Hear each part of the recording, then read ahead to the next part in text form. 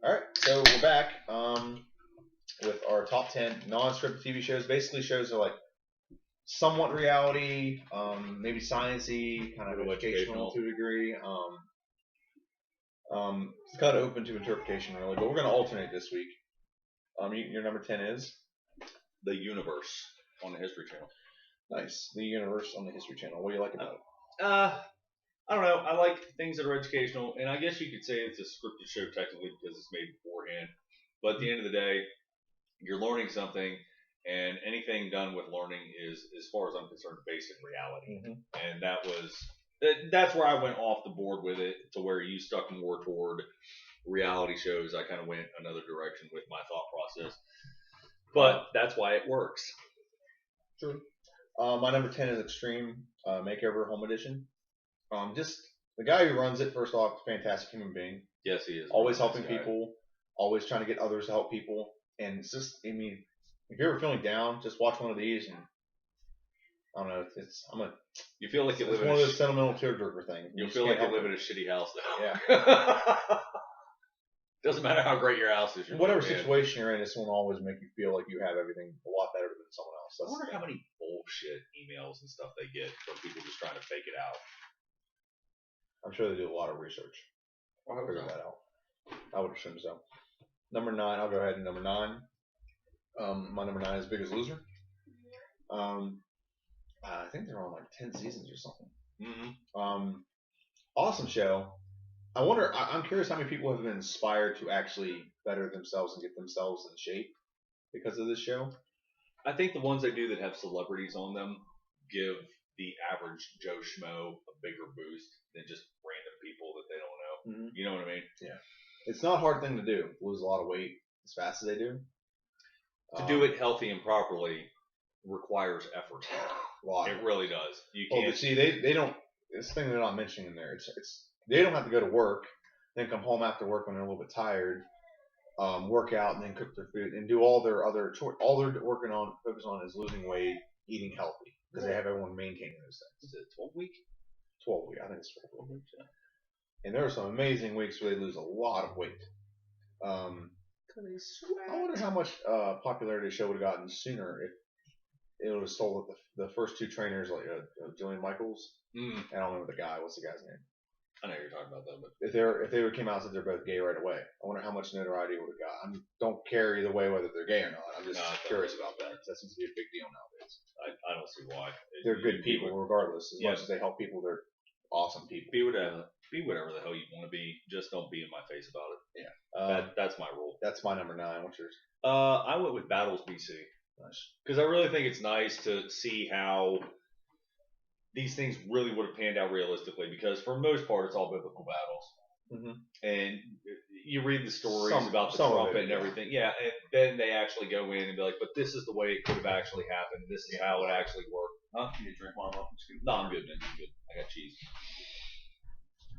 But yeah, Battles BC, I really do enjoy that. And the favorite thing for me about it is the History Channel is notorious for running marathons constantly. So when you're in the mood to watch it, you get hooked up with a marathon and you get to watch every episode all at once. For the most part, they're very historically accurate. That's the first thing. They go in really good depth.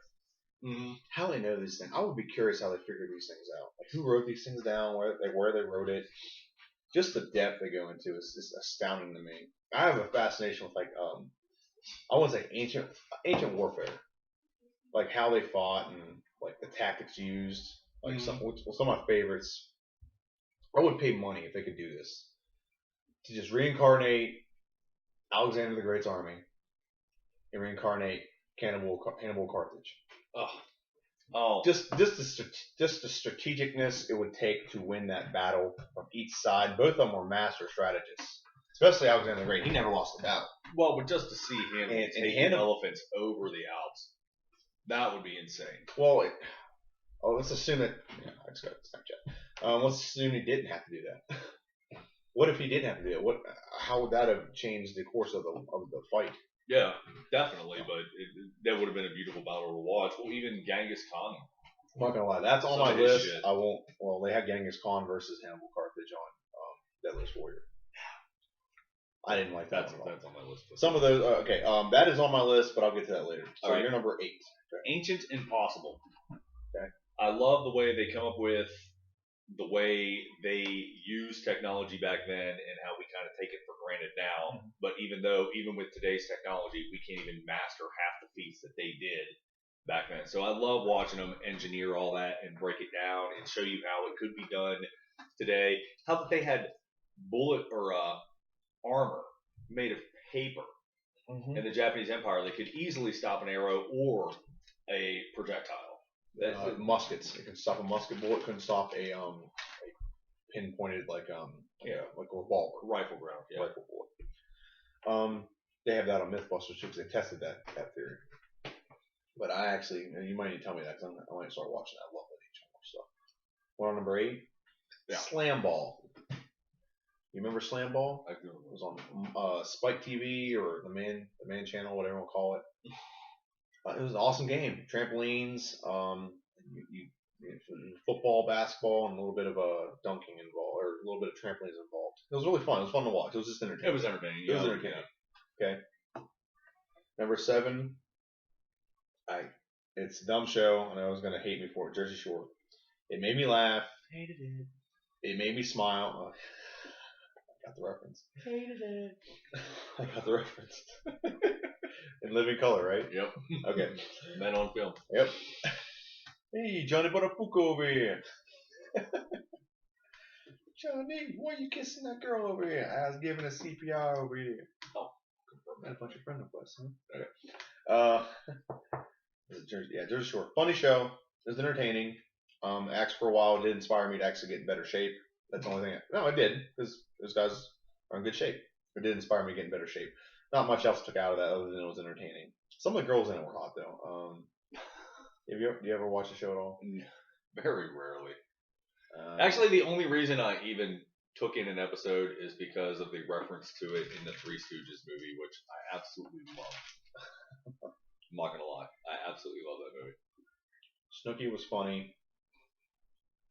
JWoww was hot. And Sammy was drama. So, all right. Well, that's my number 7. Your number 7? Biker Build Off on the Discovery Channel. Never watched it. I liked it. It was just reality, and I learned a lot from watching it about metalworking and how motorcycle actually works. Because I didn't end up buying one until 2-3 years ago. I finally got my license and got my first bike. But just seeing how all that stuff was done, and the fact that there was that little bit of competition in there, like us versus them, and who can build the best bike in the least amount of time, like it. I found it really interesting. It was completely non-scripted. It was off book. What they recorded is what they recorded, and they had to edit it together into some sort of format that made sense. You ever watch Junkyard Wars? I have. And then the kids version that had Andrew WK. Why Andrew WK? I have no idea because the dude's just fucking weird, but I love his music, so there's that. Okay. That was 7. Okay. And then my number 6 is America Unearthed. Okay. Because the dude's just going coast to coast, picking out monuments and stuff that's just kind of weird and shouldn't be there, and digging around it and asking people, and not just random idiots that live there, like historical guys that actually know what the hell's going on. Mm-hmm. Like, I really love watching him dig around and try to finish the mystery around something. And I don't really think he has solved anything 100% yet, at least not to my satisfaction. But they keep trying and they keep going for it, so I enjoy it. Love it. Number 6 for me is At Midnight. It's not scripted. It isn't scripted. It's not scripted. That was the discussion we had about whether or not something was like about half a game show. I didn't know she left. She just went out the basement. Yeah, taking the baby for a walk while it's warm out. Gotcha. This is his last walk of the year. Midnight. I think he does give him a heads up on the jokes coming. He might give him like a topic and like, here's the jokes coming, guys. Do what you want with it. Mm. I do think that happens because it's really hard to think of stuff on the spot like that. You have to be really quick-witted. But I do think he gives them a heads up on the topics and they think of stuff. And they just have to memorize it. So there's no way that it's very unlikely to me that it's that off the top of their head. That's number 6 for me. Plus, it's fucking hilarious. You ever see it? It's absolutely hilarious. I appreciate you showing that shit. That dick joke thing. they beat it to The death. clown. Yeah, my dick is like a clown. And that Stephen King ruined it. It's got a mysterious red ring around it. It's wearing lipstick and I don't know why. And it's the reason that I have a girl underneath the porch of my house. Alright. That was funny. Need to move on. That was your funniest episode, Chris. Oh, man. No, there's a lot more. Oh, God, what was one? They had one. It was a Halloween episode. The topic was, what it was Yahoo Answers, questions and answers. And one was like, can you get a ghost pregnant? And then one guy, I don't remember his name, he's a comedian. Actually, I watched this comedy, I can't think of his name though, like Mishka something. It's like a weird name. And he goes, it's okay, but all you gotta do is take it down to the center and get it ghost busted.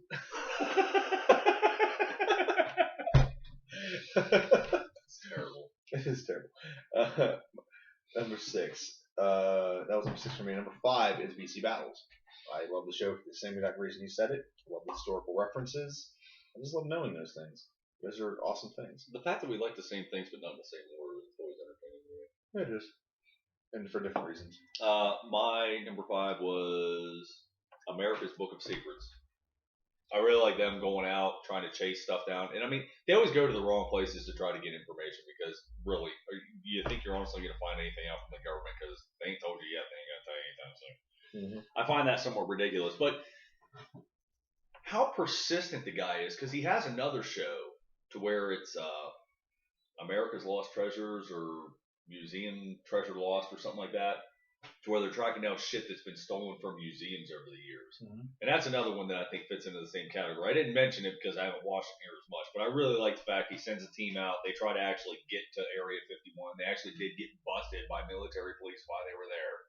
Had to black out the cameras the whole 9 yards. Like, that's cool shit as far as I'm concerned. Apparently there's one of those areas, like, not Area 51 obviously, but like Area like 36 or something, is in Garrett County. I'd buy that. There's one in Garrett County near New Germany? New Germany Road, going towards like Grantsville. There's one along that area somewhere. I know where it's at. I've seen it from a distance. After that, my number 4, Deadliest Warrior. Oh yeah, that's exactly the same as mine. One of my favorite Number shows 4. on the History Channel. Nice. History Channel. It was on Spike TV. Yeah, it was Spike. It might be on the History Channel now, but it was. That was one of the coolest premises ever. Like, okay, fuck it, vampires versus werewolves. Boom, let's put them up there against each other and see what the hell happens. Least favorite episodes, but yeah, but I mean, still cool. What the hell did they do another one? They did zombies versus something. No, it was zombies versus vampires. Yeah, that's what it was. They did so well with breaking it down. I wasn't always in agreement. I'm not gonna lie, but at the end of the day, it was just so well thought out. Weapon for armor, back and back. I loved it. I absolutely loved it. I love the show. There's so many holes in it everywhere. And every back, for example, they pick and choose what they want, who they want to win. They actually do this, and it's out to prove this. They went off of. Do you remember the one where it was Alexander the Great versus Attila the Hun? Vague description of this is Attila the Hun had horse archers with this armor and this, and it went through the list. Like he had like a battle axe. He had some kind of battle axe. I don't know exactly what it's called. Cat. Pinky.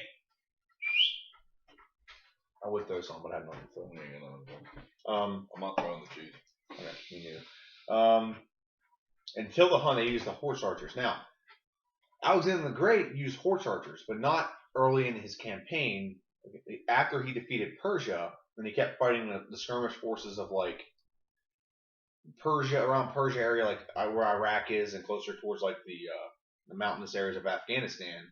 He used to have I want to say chariots. He used to have like chariots, and used to have things like that. He got rid of those because he found out the horse archers were way more effective. They were much faster. You didn't need to have infantry with the chariot, so on and so forth. He found all these reasons of the benefit of having just a horse archer, because if you have a chariot, first off, your speed is cut in half. You can go up to about 20 miles an hour on a horse archer with an archer, 20 to 30. If you're on a chariot, you're about 12 miles an hour. If you're on a chariot, you have a driver and then you have a bowman. but you also have to have, like modern day tanks, have infantry next to them. Because if you don't have infantry to protect the tank, someone's run up to attach a bomb to it and run away. Yeah. Same thing with the chariot. That's what I like about war is never really changed. It's adapted based on technology. So, other than like actually launching bombs at people. But anyway, they took the type of they also used the freaking what's it called, gas graffiti's. It's a bow that you mount weight to your stomach and shoot from your hip. They got rid of that and used the horse archers, and that would have been a better matchup, horse archer versus horse archer, rather than the guy with the waist bow and the guy shooting off a horseback. That's just my personal opinion, and they pick and choose things. I do love the show, don't get me wrong, but they pick and choose things. Same with the Spartan. The Spartan was actually very ninja-like. Spartan versus Ninja. And here's why: because you weren't allowed to leave your tent at night because the men didn't sleep with the women. They didn't live together. It's not like Spartacus. The movie 300 Spartans or 300. Yeah. They don't live with their wives. Men live in one, women live in the other, and you got to sneak to them. And they were taught to be very sneaky and be able to move through the darkness without being seen, and all these things that they did not mention in that show. And all these people complained about it on all the forums. I'm like, if you know your history, Spartans were very sneaky. They were very good at it, because one of your rites of passage. You ever heard of the Helots? The Helots are like the people that the Spartans technically enslaved. I thought you had to actually to be we're talking about like a flat out Spartan. Yeah, I thought like one of your rites of passage was you had to kill an animal of prey. No, that's in the movie because it makes it look cool. He did do that, but that's in the movie to make it look cool. One of your rites of passage, you have to go through. I don't remember what it's called, but at the age of 7, you enter like the training that gets shown in the movie, and you're in that for a long time. They malnourish you. If you fail, you're punished brutally, like you being whipped. If your arm is broken, you have to fight through the broken arm. You have to continue to do the training with the broken arm and stuff. All these things that you have to do. And then when you're like at the age, I think it's like 15 or 16, 14, the age of 14, I'm sorry, you have to be apprenticed to a higher soldier. And that's where they get all this rumors that the Greeks were gay, or some of them might have been. But if you're isolated from women for a long time, you have needs. That's all I'm going to say. That's why there's prison gay. It was actually kind of a brotherhood sense. Well, no, it was promoted in Rome that you should fuck your best friend in the ass as opposed to deflowering the girl you're with. Yeah. But anyway, Romans. And then at the age of 14, you took tutorship under like an actual Spartan who'd gone through this. He's like about 20 years old, and you were under him until you're 16. And then 16, your last one, you had to sneak out of your house. You had 2 weeks to do this. Sneak out of your wherever you lived, and you had to go kill. I think it was like at least one. I think it was a couple of Helots. Helots were these people that were enslaved that did like all the farming and agricultural stuff for the Spartans. That's why it was kind of ironic in the movie when we talk about peace and freedom and all this stuff, and they have slaves underneath them. But anyways, the sort of inaccuracies beside that. They don't mention all that in the show, and I think they pick and choose things. Another example is same fight when they fought the Vikings. Viking versus I don't think the Vikings got a fair say on that one. Why? I don't know. They seemed a lot more brutal. War is brutal. That's my issue with that. First off, the average Viking is like 6 foot something, and that's a long time ago. That's 800 years ago. Yeah, when people were shorter then. Those are big people. Those are big motherfuckers. Okay, that's like George Washington is a grandiose figure because he was 6'3", and even in revolutionary times, that's a huge guy. That's a very huge. Yeah, that's 6'3". That's big now. That's taller than us. The average height of a dude back then was like 5'6". Yeah. So you got all these things that they kind of leave out, and they pick and choose what they want. Example, this is one that bugged me the most: the Centurion versus, let's call it like a Rajgat warrior. Okay, it's the last thing I'm going to say. I'm going to get off this topic because it bugs me the shit. He up. is beating it to death. If you are wearing chainmail, any slashing weapon is completely useless against chainmail. You have to have a stabbing weapon. Okay. There's a Rajput warrior has a blade. It's a big blade. It's double-sided. It's sharp, but it has no tip on it, so you have no stabbing capability. That weapon is completely useless in any battle against chainmail, unless you chop the guy's head off, which most of their helmets come down over the neck anyway, so you can't do that. Well, usually they were wearing chainmail over their head, Yeah. and the helmet was on top of the chain. Yeah. And not to mention, I don't think anyone wins a battle when you have a two-handed sword versus a shield and a sword. That's just my personal opinion. I have to commit 2 hands to do this. All you do is put your shield up and stab me in the gut. But I don't know. There's a lot of things on it. But the show was still, it was made to be entertaining. It was made to be entertaining. It did do that. So that was your number 4. So is it back to me? Yeah, we'll just go with that. Number 3. Number 3 is Whose Line Is It Anyway? Oh, come on. You know that show was cool. It was a great show. It was unscripted, but I still kept it like more in the game show category than I did this. The points didn't matter. They said that every episode. So they don't matter on that midnight either. But to be fair, I as a kid, when I was like a teenager, my dream was to be on that show. I love that show. I loved improvising. I loved theater in high school. I love those things. So, what's your number 3? Monster Garage on the Discovery Channel. Nice. I just like the fact they bring a bunch of Joes in there and be like, okay, you need to turn an 88 box style or a 92 box style Mustang into a lawnmower. Okay. Like that was just some crazy shit that they did, and then like when it failed, Jesse James took it so freaking hard as if someone just ripped his dick off and stabbed him in the heart. And then he cheated on Sandra Bullock. Well, whatever. There's that. I think it. I have to think there's a reason for it, but whatever. I just liked it because he cheated on with a porn star. Oh, there you go. Well, there's a reason for it. But it was just thinking outside the box. It wasn't just. Janine Lemon? Yeah. Wasn't it? Janine Lemon or whatever it is. I don't pay that much attention to the stars or what they do in this spare time. Oh, on Who's Line? Who was your favorite guy on Who's Line? My favorite was Colin. Colin or Ryan Stiles? Ryan. They were both like 1, 2. Ryan was pretty good. Colin was my favorite. He always had those moments where even the other cast members couldn't stop themselves from laughing. That's why he's just up there for me. If you ever get a chance on YouTube Irish Drinking Song, there's like 3 or 4 of them where he just has the other guys roaring in laughter because of what he says.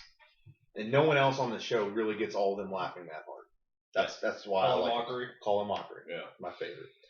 Okay, so number 2 for you was it's Cosmos. Yeah, either or doesn't matter to me. You take the current version with Neil deGrasse Tyson, or we could go way back in the day, back into the 70s. It is fine. It doesn't matter. At the end of the day, while you could argue that it was set up and it was scripted and it was all the way down the line. At the end of the day, to me, it was factual information. It was as reality can get, unless you're one of those idiots that think the world was created 7,000 years ago, to which you should really drink more. But that's besides the point. Okay. Unless you're drinking too much, then you should quit. But I'm Irish, so I haven't found that line yet. My number 2 is ESPN First Take. See, I completely went sports shows out of it. Yeah. Because I could have gone with Sports Nation. Yeah. Because I fucking love Sports Nation. It's not. I don't think it's scripted. I mean, I'm sure parts of it are, but even for the most part, it is. Even highly questionable. I argue with Bomani, but I love him. I love that show. I like ESPN. I listen to that show religiously. Stephen A. Smith, I love listening to him talk about anything. Skip Bayless, he is the reason they have this show. He has a lot of cachet in the sports world. He does have a good perspective on most things. So I just love the show in general. I do want to give an honorable mention before I give my last one.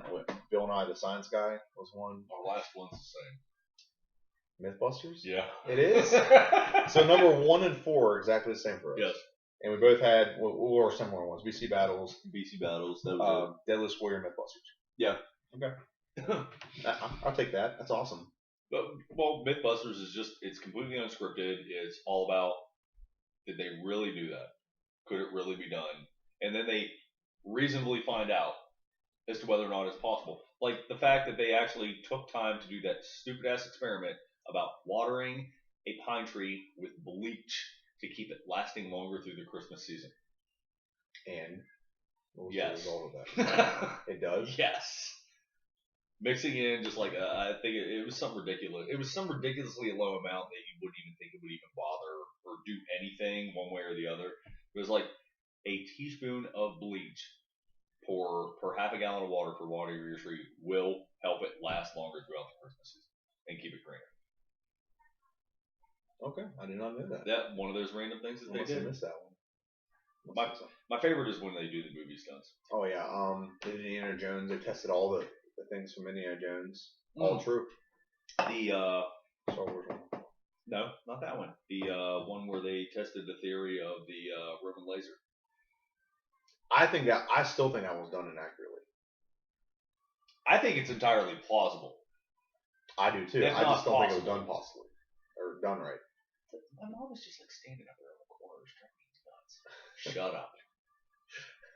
Shut up. I can just see her walking back and forth up there.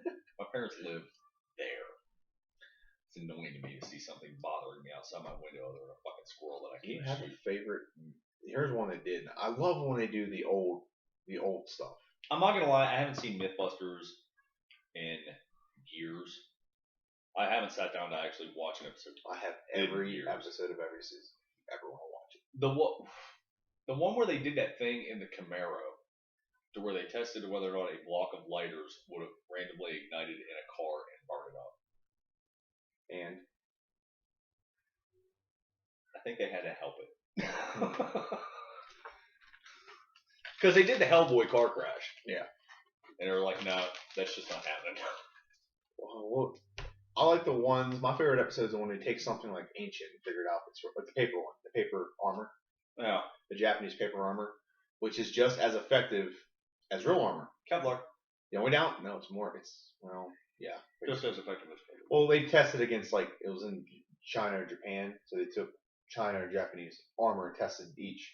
That's what they did. Well, but the thing is it's wetted and rolled, and that changes the density of the paper. I don't think they wetted it in ours. Yeah, wet it and roll it. The issue they had with theirs is when it rained, it did get a little bit stronger, but it also started to tear itself apart. It would fly on the edges. Yeah, the only issue they had was through the course of a battle, the paper armor would eventually give out. It works. Like a knife can't go through it, an arrow can't go through it, a bullet, but it does take a lot more beating than the metal armor. The metal armor... eventually you can pierce it. The paper armor, after the paper armor gets wet, it kind of heals itself because the paper will expand as it absorbs. If you took an axe if you just took an axe and had the paper armor laying down, and you just start hitting it, eventually you're gonna get through that. Yeah. If you did it with the metal armor, you're never gonna get through that. It would take. You might, but eventually it's gonna take. The only thing they found was the armor has a lot more durability. The actual iron or metal armor would last longer in the course of a battle. Now, let's say you just fought the battle and it was like a 10-minute battle. It would last and you would live the fight and you had more mobility because the armor's lighter. The paper was a lot lighter than the actual armor. But if you had to fight like a battle that was like hours long, it would not last the entire battle. That's what they figured out. It depends on what you take more seriously in battle, too. This is the longest top 10, by the way. This is a completely different discussion, by the way, so we're not going to beat ourselves to death on this one. But then it comes down to what are your warriors? Are they agile or are they brutes? Because then it's two different fighting styles. Well, if I'm an agile warrior and I want to stay light on my feet because that's how I dance, I'm taking the paper armor. I don't care how good your steel is. Yeah, because I need to avoid getting hit anyway. You can avoid getting hit anyway. That's part of your ability. But if we're talking about a bunch of fucking steel-laced knights. If you're talking about samurais, though, none of those are really brutes. Yeah, they're all agility is their biggest weapon. Doesn't matter. But if you're honestly, if you would take a samurai and put him up against an English knight, what would be your? I would say the samurai hands down. No, because the piercing. I think the samurai's sword is not. Okay. We're gonna switch over to something else real quick. We're gonna talk a little bit of ancient fight because this is actually a fun conversation we're having. I'm gonna switch over real quick.